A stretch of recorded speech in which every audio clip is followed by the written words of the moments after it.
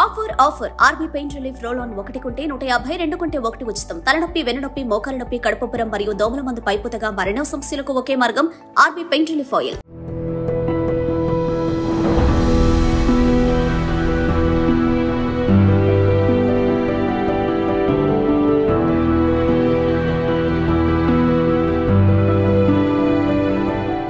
నమస్తే, welcome to in depth. నేను జానకి. దేశ విదేశాల్లో జరిగే తాజా అంశాలను లోతుగా విశ్లేషించే ఇన్డెప్త్ కార్యక్రమానికి స్వాగతం. పాకిస్తాన్ ఎన్నికలు ఓ ప్రహసనంగా మారుతున్నాయి. ఏ పార్టీకి మ్యాజిక్ ఫిగర్ అయినా 134 సీట్లు దక్కలేదు. దాంతో సంకీర్ణ దిశగా ప్రభుత్వ ఏర్పాటు జరగడం అనివార్యం అవుతోంది. దాంతో నవాజ్ షరీఫ్ పార్టీ PMLN బిలావల్ భుట్టో నాయకత్వంలోని PPP పార్టీల మధ్య సీట్ షేరింగ్ చర్చలు జరుగుతున్నాయి. ఓ 3 ఏళ్లు మీకు, ఆ తర్వాత 2 ఏళ్లు మాకు అన్న డైలాగ్ ఇప్పుడు ముందుకొచ్చింది. పాకిస్తాన్ లో సైన్యం ఆశీస్సులు పుష్కలంగా ఉన్న నవాజ్ షరీఫ్ పాకిస్తాన్ పగ్గాలు చేపట్టేందుకు దాదాపు రంగం సిద్ధమైపోయింది. అసలు పాకిస్తాన్ లో జరిగింది ఎన్నికలు కావని, కేవలం ఎంపికనేని తేలిపోయింది. ఆదివారం రోజే ఈ రెండు పార్టీలు సంకీర్ణ ప్రభుత్వం ఏర్పాటు చేసేందుకు సూత్రప్రాయంగా అంగీకరించారు. ఈ చర్చల్లో అధికార పంపకంపై కొన్ని కీలక ప్రతిపాదనలు ముందుకొచ్చాయని సమాచారం. తమ చైర్మన్ బిలావల్ భుట్టో జర్దారీకి ప్రధాని పదవి కావాలని PPP గట్టిగా పట్టుబడినట్లు సమాచారం. కానీ సైన్యం బ్యాక్గ్రౌండ్ గా ఉంటూ ప్రధాని పదవిని 3 ఏళ్లు PMLN, 2 ఏళ్లు PPP పంచుకోవాలన్న ప్రతిపాదనను ముందుకు తెచ్చింది. అయితే ఈ విషయంపై కసరత్తు జరుగుతోందని బిలావల్ వర్గాలు చెప్తున్నాయి. ప్రధాని పగ్గాలను ఏ పార్టీ ముందు స్వీకరించాలన్న విషయంపై మాత్రం ఇంకా స్పష్టత రాలేదు.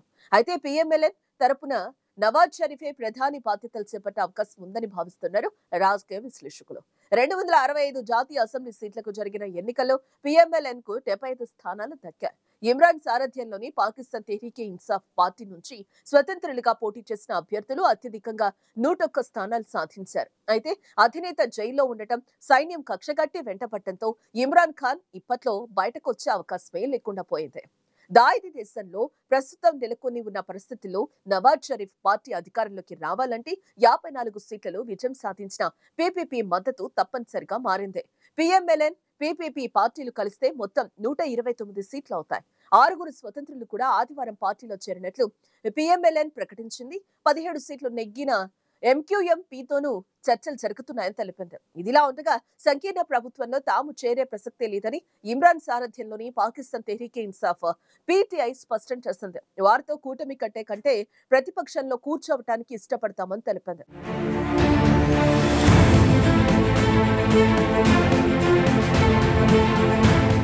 అయితే ఇమ్రాన్ ఖాన్ పార్టీ PTI కూడా తన ప్రయత్నాలు తాను కొనసాగించిందనే చెప్పాలి. PTI గుర్తును కోర్టు బ్యాన్ చేయడంతో ఆ పార్టీ మద్దతుదారులంతా ఇండిపెండెంట్ గా పోటీ చేశారు. అత్యధికంగా 101 స్థానాల్లో గెలుపొందారు. ప్రజా తీర్పును గౌరవించి తమ పార్టీనే ప్రభుత్వ ఏర్పాటుకు ఆహ్వానించాలని PTI కోరుతుంది. కానీ ఇది సాధ్యమయ్యేలా లేదు. ఇండిపెండెంట్ గా గెలిచిన అభ్యర్థులంతా తిరిగి PTIలో చేరి అంతర్గత ఎన్నికలు నిర్వహించుకొని తిరిగి పార్టీ గుర్తైన క్రికెట్ బ్యాట్ ను పొందాలి. కానీ సైన్యానికి ఇష్టం లేని ఈ పార్టీ పాకిస్తాన్ లో ఎట్టి పరిస్థితుల్లోనూ మనుగడ సాధించే అవకాశం కనుచూపు మేరలో కనిపించడం లేదు. కాకపోతే వీరిని నవాజ్ షరీఫ్ పార్టీలో చేరేటట్టయితే మాత్రం ఆర్మీ అండదండలు ఉంటాయని లోపాయికారిగా దువ్వడం జరుగుతోంది.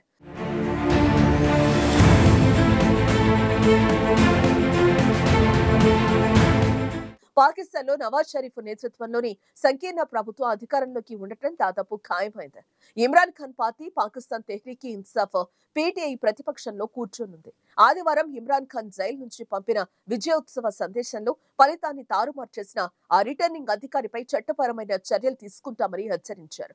ఈ ఎన్నికల్లో PTI 3/2 విజయం సాధించిందని ఆయన చెప్పారు. ఏ విజయానికి తోడ్పాటునందించిన ప్రజలకు కృతజ్ఞతలు తెలిపారు.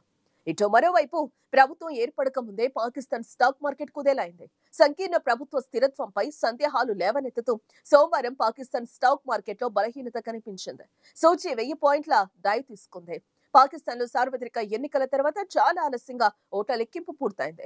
4 రోజులు గడిచిపోయినా ఎన్నికల సంఘం అధికారికంగా ఫలితాలను ప్రకటించలేదు. సైన్యం కనుసన్నల్లో జరిగిన పాకిస్తాన్ సాధారణ ఎన్నికల్లో పోలింగ్ దగ్గర నుండి ఫలితాల వెల్లడి దాకా భారీ అవకతవకలు జరిగాయని లోకం కోడై కూస్తోంది. ఓట్ల రిగ్గింగే కాదు, చివరికి గెలుపు ధృవీకరణ పత్రాల జారీలోనూ అక్రమాలు చోటు చేసుకున్నట్లుగా ఆరోపణలు వెల్లువెత్తాయి. జైల్లో ఉన్న మాజీ ప్రధాని ఇమ్రాన్ ఖాన్ మద్దతుతో పోటీ చేసిన ఇండిపెండెంట్ అభ్యర్థులు పలు స్థానాల్లో విజయం సాధించారు. అయితే విజేతగా నిలిచిన వారిని పరాజితులుగా చూపుతూ రిటర్నింగ్ అధికారి తప్పుడు పత్రాలను జారీ చేయటం వివాదానికి దారితీసింది.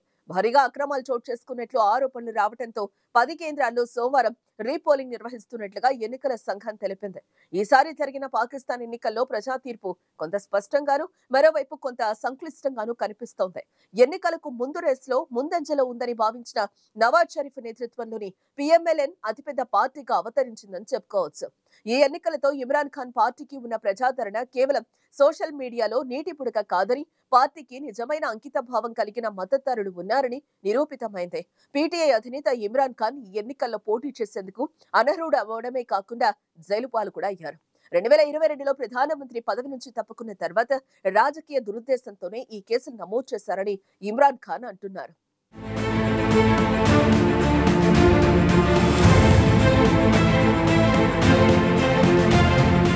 ఇక పీటీఐ మద్దతుతో పోటీ చేసి ఓడిపోయిన అనేక మంది అభ్యర్థులు న్యాయస్థానాలను ఆశ్రయించారు.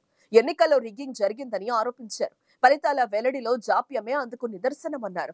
సైన్యం మద్దతుతో పిఎంఎల్ఎన్ కు అనుకూలంగా ఎన్నికల అధికారులు ప్రవర్తించారని పేర్కొన్నారు. మరోవైపు నవాజ్ షరీఫ్ కు అనుకూలంగా ఏకంగా సైన్య అధ్యక్షుడు ఆసిం మునీర్ రంగంలోకి దిగడం గమనార్హం. దేశంలో ప్రజాస్వామ్య శక్తులన్నీ కలిసి ప్రభుత్వం ఏర్పాటు చేయాలని శనివారం ఆయన పిలుపునిచ్చారు. ఇప్పటికే తీవ్ర ఆర్థిక కష్టాలతో సతమతమవుతున్న పాకిస్తాన్ కు తాజాగా రాజకీయ సంక్షోభము తోడైంది. ఇటీవల ముగిసిన ఎన్నికల్లో ఏ పార్టీకి మెజారిటీ దక్కలేదు. దీంతో ఎవరు ప్రభుత్వం ఏర్పాటు చేస్తారనే అంశంపై గందరగోళం అయితే నెలకొంది. ఎవరికి వారే తామే విజేతలుగా ప్రకటించుకున్నారు. గతంలో సైన్యానికి వ్యతిరేకంగా కూటమి ఏర్పాటు చేసిన మాజీ ప్రధాని నవాజ్ షరీఫ్ కు సైన్యం మద్దతుంది. అయినప్పటికీ ఇమ్రాన్ ఖాన్ మద్దతుదారులు ఎన్నికల్లో విజయం సాధించారు. ఈ పరిణామాల తర్వాత శక్తివంతమైన పాకిస్తాన్ సైన్యంతో ఆయన సంబంధాలు ఎలా ఉండబోతున్నాయి? సంక్లిష్టంగా ఉండే పాకిస్తాన్ రాజకీయాలపై తెర వెనుక విషయాల ప్రభావం ఉంటుందని తరచూ చెప్తూ ఉంటారు. రాజకీయ సమీకరణాలు, పరిణామాలు, పొత్తులు ఇంకా ఇతర పాత శత్రుత్వాలు ప్రభావితం చేస్తాయి. అయితే కడపటి వార్తలు వచ్చేసరికి పాకిస్తాన్ సంకీర్ణ ప్రభుత్వ ఏర్పాటు ప్రయత్నాలు కొలిక్కొచ్చినట్లు సమాచారం. ప్రభుత్వ ఏర్పాటుకు తమతో కలిసొచ్చే పార్టీల సహాయంతో నవాజ్ షరీఫ్ ప్రధాని పీఠం అధిష్ఠించనున్నారు.